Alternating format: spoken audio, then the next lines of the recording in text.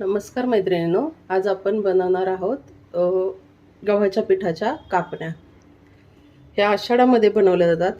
आमच्या इकडे आषाढामध्ये गव्हाच्या कापण्या आणि थालीपीठ बनवतात। तुमच्या भागामध्ये काय बनवतात ते मला कमेंट करून नक्की सांगा। आता मी इथे गव्हाचं पीठ घेतलं, त्यानंतर थोडंसं बेसन पीठ घेतलेलं आहे, त्यानंतर त्याच्यामध्ये मीठ टाकून घेतलं, थोडं वेलदोडा पूड टाकून घेऊयात। इथे मी गुळाचं पाणी करून ठेवलेलं आहे।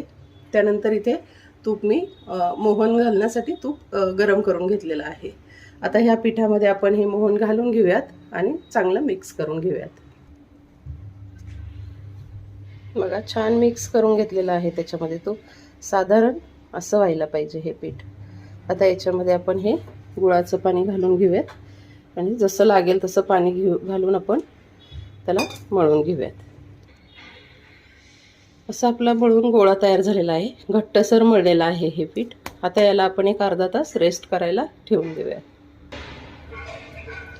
बघा, अर्धा तास झालेला आहे। अर्धा तास आपण त्या पिठाला रेस्ट करून घेतलं।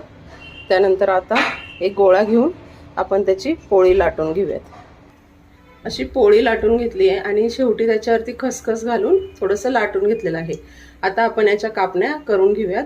इकडे साइड बाय साइड मी तेल पण तापत ठेवलेलं आहे कापण्या तळण्यासाठी। कापण्या तयार आहेत आणि इकडे आपलं तेल पण तापलेलं आहे। आता आपण त्या तेलामध्ये सोडून छान खरपूस होईपर्यंत त्यांना तळून घेऊयात।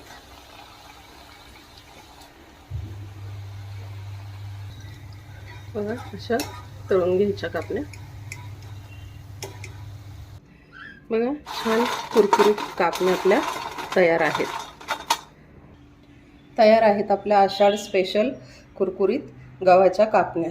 नक्की करून बघा। तुमच्या भागामध्ये आषाढ स्पेशलसाठी काय करतात ते मला कमेंट करून नक्की सांगा आणि माझ्या चॅनेलला लाईक आणि सबस्क्राईब करायला विसरू नका।